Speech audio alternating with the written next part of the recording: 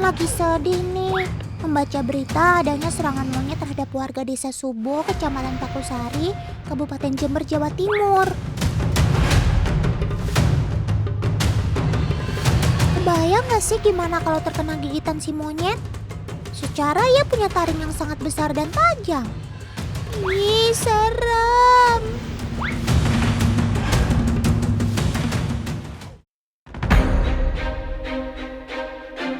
Sekarang, Otan bersama kakak tim liputan sedang melakukan penelusuran di lokasi kejadian agar kita semua bisa mengetahui akar permasalahan dan juga dampaknya.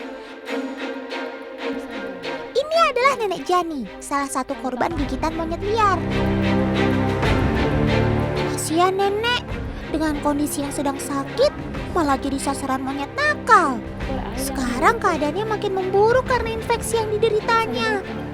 Tapi bagaimana ini bisa terjadi? Awalnya ini tidur, terus monyetnya masuk lewat mana tidak tahu juga saya itu. Terus lukanya itu ada bekas giginya itu, taringnya. Astaga, maafin sobat Otan ya Nenek Jani. Monyet ekor panjang memang pintar. Mungkin karena itu ia mampu menyelinap ke dalam rumah. Benar-benar nakal ya kamu sob. Tapi beruntungnya pihak desa memberikan pertolongan cepat. Dari puskesmas pun langsung bergerak turun tangan ke rumah Nenek Jani untuk merawatnya. Gimana Bu Mantri kondisi nenek sekarang? Kondisi saat ini Bu Jani sangat kaget sekali ya saya. Mungkin karena efeknya digaruk dan kebersihannya kurang, jadi ada infeksi berat mungkin ya, bisa dikatakan infeksi. Jadi kita penanganannya nanti langsung kita bawa ke puskesmas untuk dibersihkan lagi. Ya ampun, hal seperti ini sangat dibutuhkan support dari keluarga terdekat. Karena Nenek Jani sedang sakit stroke dan tidak bisa berjalan. Luka sobek akibat gigitan hewan tentu saja dapat menyebabkan infeksi jika kebersihannya tidak dijaga. Lekas sembuh ya Nenek Jani.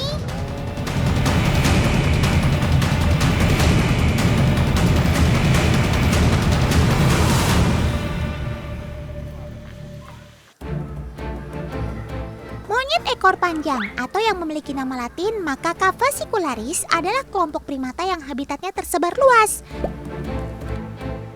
Kehidupannya pun cukup unik. Mereka mampu beradaptasi dengan cepat. Gak hanya di hutan dan perkebunan saja, monyet juga bisa tinggal di pemukiman warga seperti di negara India. Usut punya usut, serangan monyet yang terjadi di Jember merupakan perilaku oknum yang tidak bertanggung jawab dengan sengaja melepas monyetnya loh.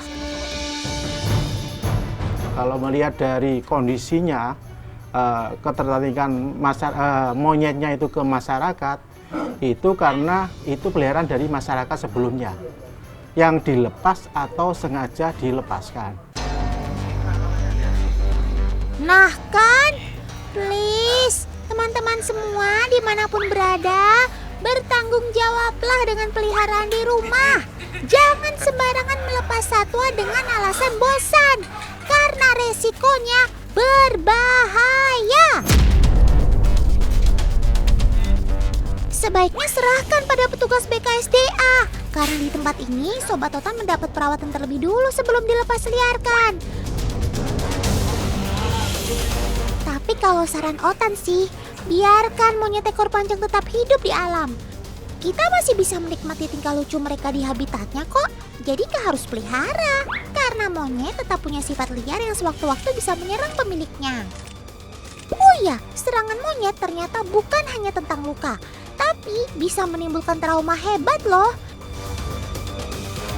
Selain Nenek Jani, ada korban anak remaja di desa Subo, Jember ini.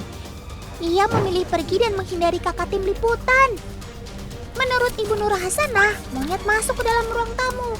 Karena anaknya takut, dia mencoba lari keluar. Tapi ternyata si ekor panjang mengejar dan menggigitnya. Tapi kalau ada katanya di belakang tuh noleh pas ke kera gitu. lari, lompat sama mejanya itu. Pas lompat ke sini itu dikejar sama monyetnya itu. Ya, di bokongnya itu. Dari sini Otan semakin yakin monyet yang menyerang warga Subo adalah monyet yang pernah dipelihara. Dan dengan sengaja dilepas liarkan.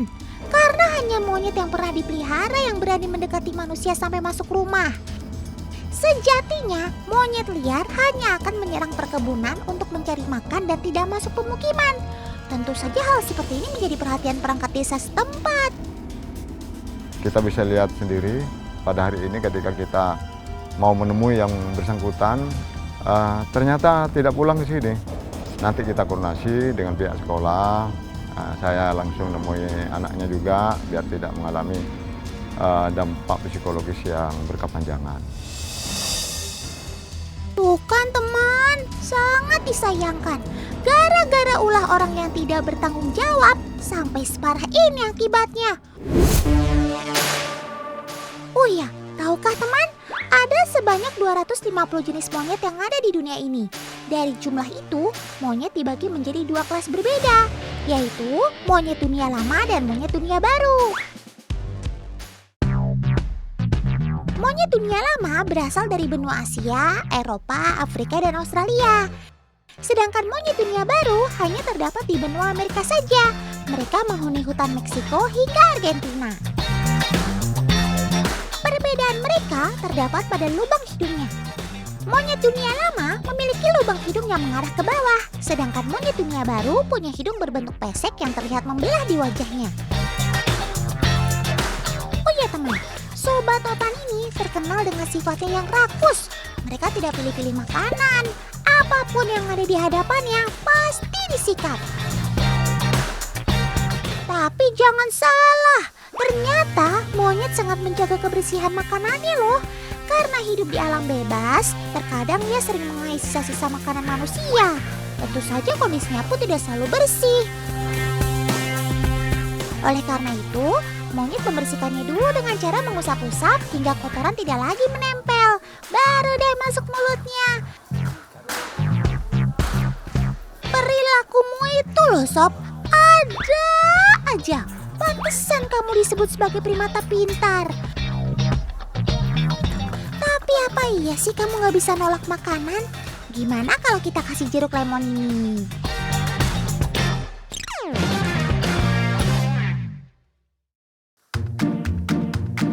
Waduh, nyamperin juga. Ayo sob, habisin. Sanggup nggak?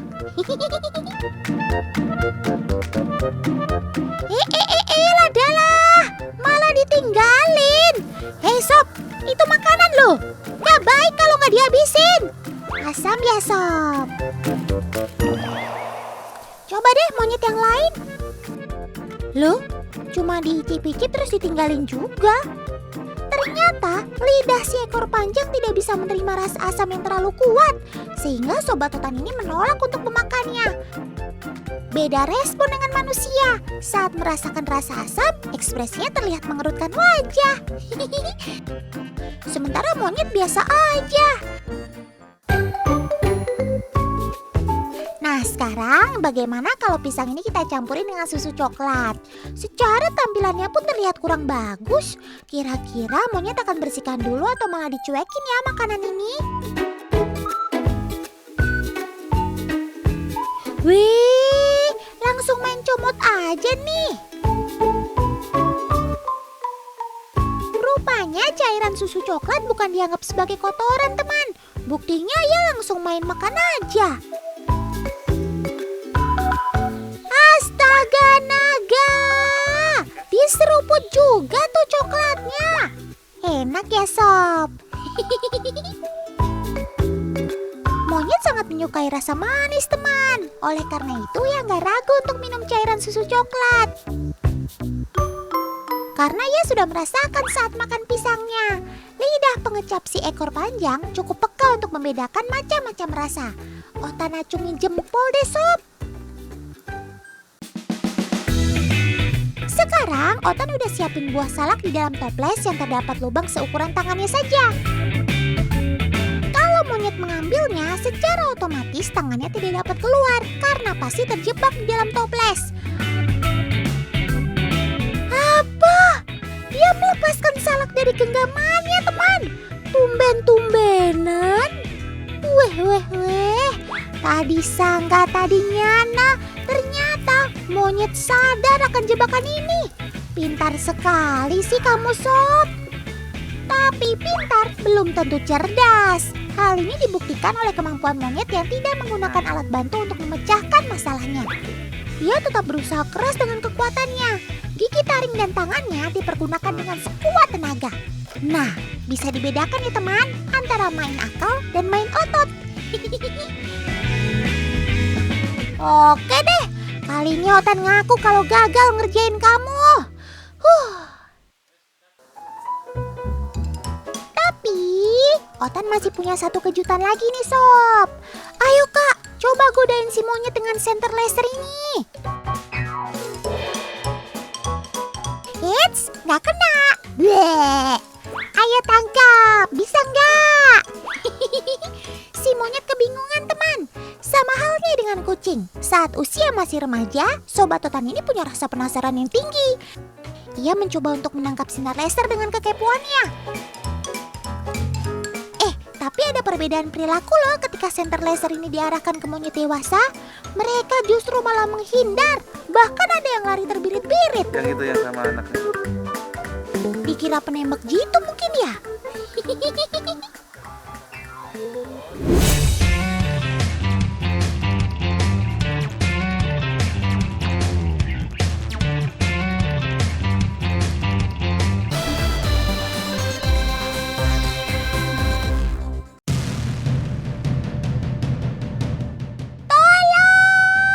Sobat Otan si Parimanta lagi dikeroyok sama ikan butterfly.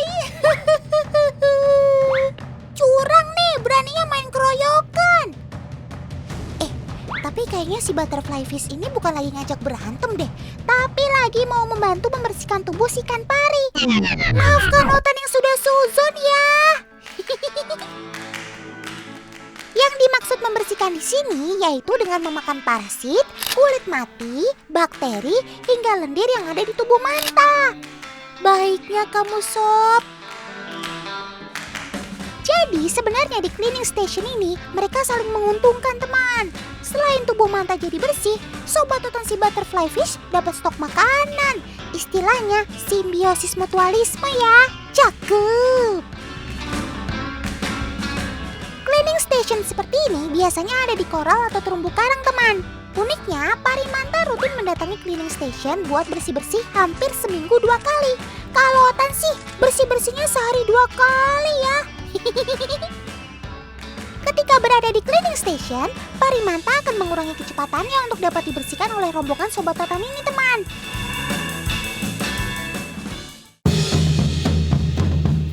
Loh, kok tiba-tiba kalian pindah haluan ke paman yang sedang diving sih? Jangan-jangan si butterflies ini mau narsis teman. Maklum, mereka kan juga mau update di sosial media. Tuh, sekarang malah ngerubutin jari paman teman.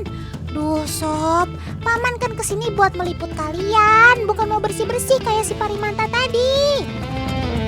Kekepoan ikan ini terjadi karena sifatnya yang teritorial teman. Jadi siapapun yang mampir ke habitatnya di terumbu karang pasti akan langsung didatangi oleh kawanan butterfly fish ini. Warnanya yang ngejreng dan cantik bikin para pecinta ikan hias ikut turut serta memeliharanya teman. Mereka punya banyak sekali motif dan kombinasi warna. Kurang lebih ada 120 jenis ikan kupu-kupu. Wadidaw!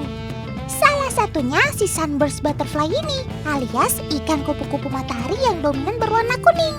Udah cantik, rajin bersih-bersih pula. Paket komplit ya kalian Sob.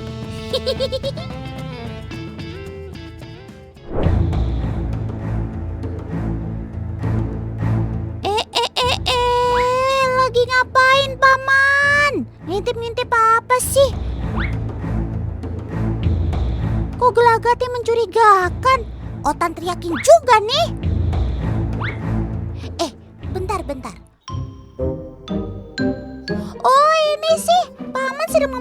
menyerahkan sobat otan si pipih ikan diskus untuk pemijahan.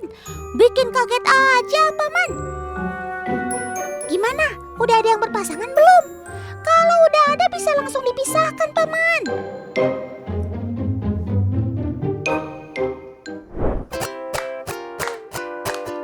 Teman, ikan diskus kalau udah menentukan pilihan pasangannya, mereka bakal berenang beriringan. Udah gitu, biasanya si calon indukan harus berusia minimal 1 tahun. Oh iya, ada yang tahu kenapa sobat otan ini diberi nama ikan diskus? Pemberian nama ini berdasarkan pada bentuk yang pipih menyerupai piringan yang ditegakkan. Dipisahkan secara berduaan aja ada tujuannya, teman, supaya menghindari gangguan dari ikan diskus lainnya. Karena biasanya kalau udah ada yang terpantau berduaan, si pipih ini lebih galak dengan lainnya dan cenderung memisahkan diri. Makanya sebelum itu terjadi sebaiknya dipisahkan dulu deh. Seperti inilah kalau ikan diskus sudah berjodoh, mereka akan selalu beriringan ke sana kemari, lengket kayak perangko. Ayo teman, kalian tahu nggak yang berbentuk kerucut atau mirip kon ini apa?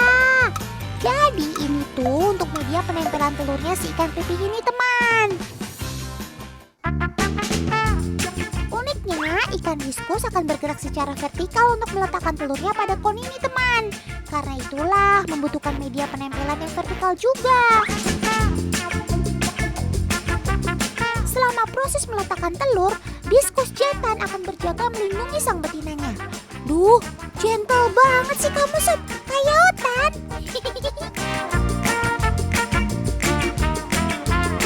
Oh iya, otan hampir lupa. Telur-telur ikan diskus termasuk tipe telur adesif, yang artinya setelah proses pengerasan cangkang, telur akan bersifat lengket. Loh, kok malah dimakan sih? Itu kan telur kamu, Sob.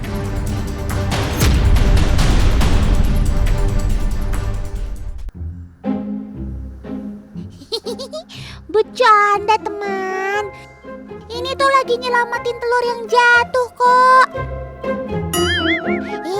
Jatuh lagi? Ayo taruh yang benar dong, Sob. Masa jatuh terus sih?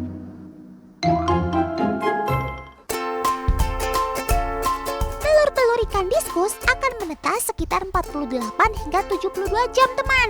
Sekali bertelur pun bisa mencapai 400 ekor loh. Wih, banyak banget kan, teman? Kalau sudah menetas, seperti ini nih penampakan anakannya. Hai Debay, alias Dede Bayi. Selamat datang.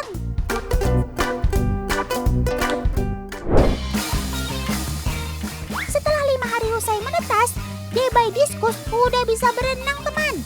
Mereka akan menempel di sekitaran indukannya. Ibarat kata sih, minta gendong gitu, teman. Nggak cuman itu aja loh, pengorbanan induk emang tiada duanya deh, teman. Coba perhatikan, menjadi agak gelap kan warna indukannya? Ini karena bayi-bayi diskus memakan lendir induknya yang menjadi sumber protein mereka. Bagi Debay, ini seperti menyusuasi indukannya. Salut deh sama mama diskus. Loh, kamu kenapa dikurung begitu, Sob? Pasti kamu berbuat salah ya? Cepat jujur, kamu bikin salah apa? Jadi begini, teman, saat masa menggendong bayi diskus, kadang-kadang salah satu indukan ada yang usil. Usilnya itu saling nabrakin diri gitu, kan bisa bikin luka nantinya. Sebenarnya, perilaku ini muncul karena rasa sayang indukan terhadap anaknya. Naluri untuk merawat anaknya justru membuat persaingan pada induk jantan yang betina. Kalau ini rasa sayangnya kelewat batas, Sob. Karena dengan seperti itu, Debay ini bisa jadi korbannya. Nah, supaya nggak ada yang terluka atau membuat si kecil stres, disekatlah salah satu indukan yang punya sifat agresif. Begitu, teman. Kamu sih, Sob, pakai berebut momong anak. Jadi gini deh, kan Kan rugi sendiri kalau dikurung, gak bisa mainan sama anak sendiri. Kalau anakan diskus udah berusia kurang lebih 1 bulan, mereka udah bisa dipisahkan dari indukannya ke akuarium pembesaran lainnya. Cepat besar ya kalian sob.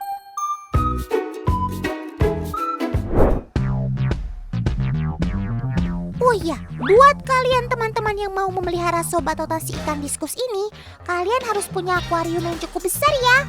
Karena si ikan pipih ini membutuhkan banyak ruang. Kan sobat otan ini bisa tumbuh hingga panjangnya 18 cm.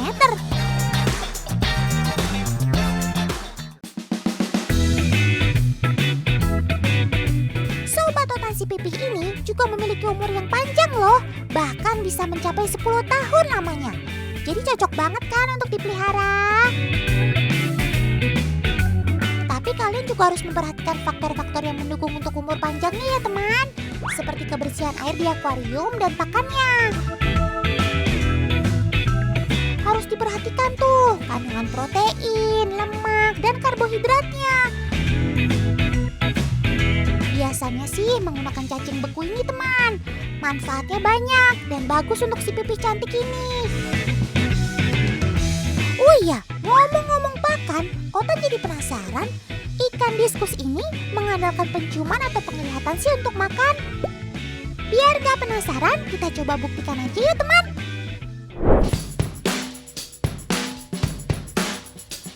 Otan udah siapin nih cacing beku yang dimasukkan ke dalam toples dan tertutup rapat. Kira-kira kalau diletakkan di dalam akuarium, sobat Otan ini akan menghampirinya nggak ya? Kita letakkan paman. Eits, sepertinya pada penasaran tuh sama toplesnya. Wah, mendekati tapi nggak bisa apa-apa ya kalian sob. Malah langsung cuek gitu. Apa mereka juga takut dengan benda asing yang baru ya? Coba deh, sekarang Otan pancing dengan memberikan cacing beku di sekitaran toples. Weh, nggak pakai lama ya sob. Langsung mendekati dan menyantap cacing bekunya. Sesuka itu ya kalian. Kalau kesimpulan Otan sih, ini bukan faktor penciuman, melainkan faktor penglihatan. Karena terbukti saat ada benda baru atau toples yang dimasukkan, si sobat-sobat Otan ini terlihat rasa penasarannya. Lalu begitu Otan kasih cacing beku di sekitaran toples, mereka langsung menghampiri. Jadi begitu ya teman.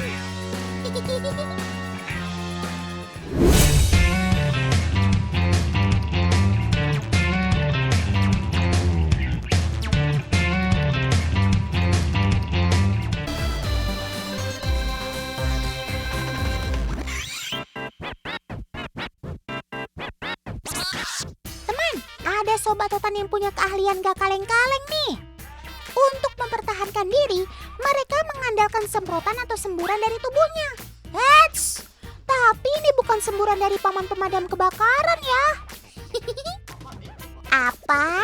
Kalian udah pada penasaran?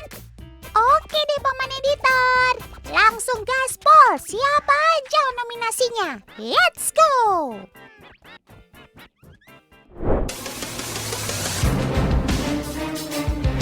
Teman-teman di rumah wajib tahu nih, cairan kimia yang disemprotkan sobat Otan sangat panas loh. Kalau kena kulit bisa menyebabkan luka. Bahkan jika kena mata bisa mengakibatkan buta. Kecil-kecil senjatanya serem juga ya.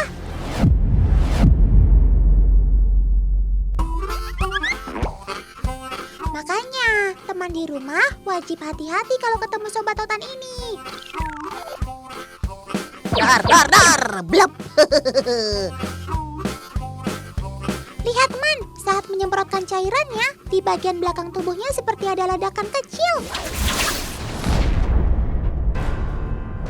Wih, sob, ledakanmu sampai ngeluarin asap gitu.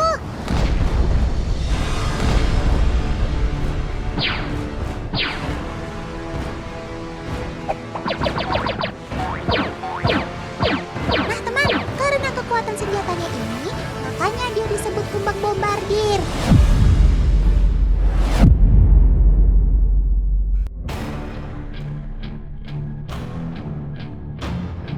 Sap, sepertinya ada predator kalian yang datang nih. Teman, salah satu predator kumbang bombardir di habitatnya adalah mantis alias cengcorang.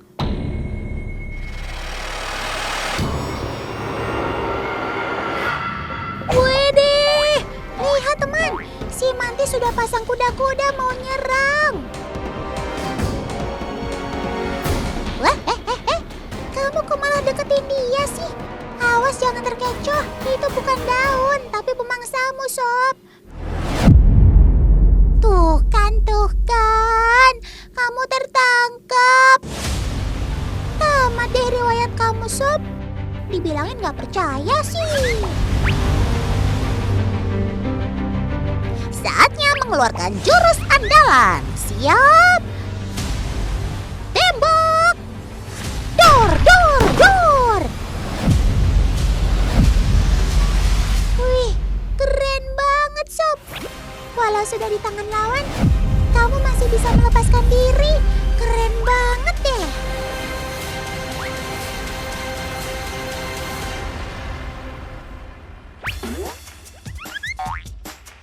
Teman, kumbang bombardir merupakan salah satu jenis kumbang tanah.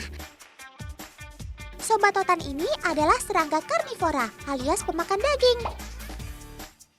Biasanya kumbang ini aktif mencari makan ketika malam hari karena termasuk hewan nokturnal.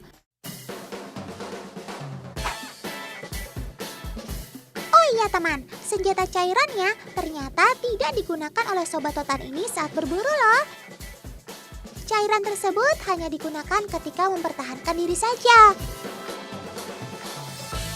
Saat berburu, Sobat Totan ini menggunakan rahang tajamnya sebagai senjata. Gimana teman? Sobat Totan ini gak kalah kece kan? Cuma dari semburannya aja semua bisa teratasi. Kermak Sob, keren maksimal. Kita coba tengok sobat yang lainnya lagi yuks. Kira-kira ada siapa ya?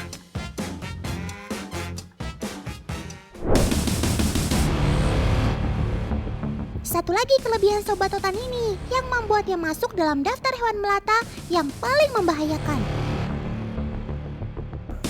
Yap, semburannya. Saat merasa terancam, selain menggigit, ular kobra juga akan menyemburkan bisanya. Nah, ngomong-ngomong tentang semburannya, ternyata ia tidak sembarangan menyembur loh.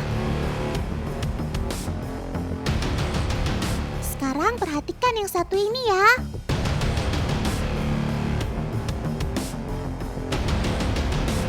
Ayo, ada yang tahu nggak? Kenapa Sobat Totan ini hanya sesekali menyemburkan bisanya? Padahal dari tadi dia sudah merasa terancam. Jadi, si ular sendok hanya akan menyemprotkan racunnya ketika ia melihat kepala, tepatnya bagian mata. Dia cukup pintar menentukan sasaran yang akan membuat lawannya lumpuh dengan menyemprotkan bisanya ke bagian mata.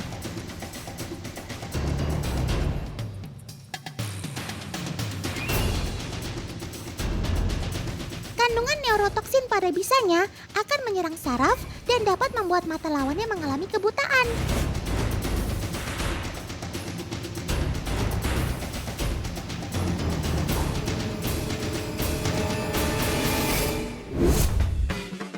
Gak kalah menegangkan ya teman.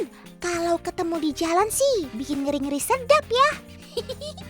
Lanjut, ada Sobat Totan yang gak mau kalah unjuk gigi nih. Kasih paham sob.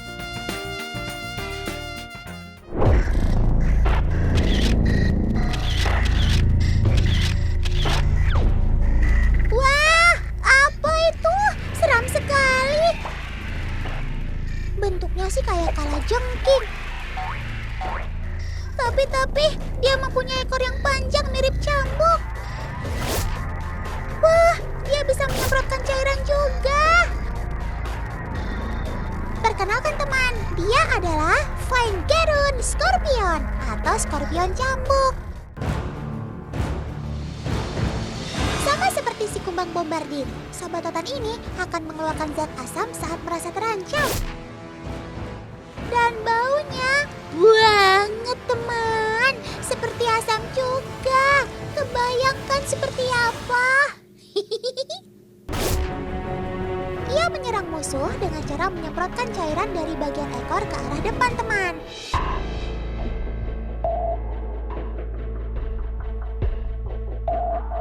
Sekarang kita ukur, seberapa jauh sih cairan yang disemprotkan oleh serangga ini?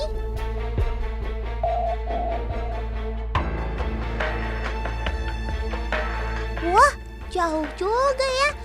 Mencapai 105,91 mm. Artinya bisa sampai 3 kali lipat dari panjang tubuh sobat otan ini. Mantep deh.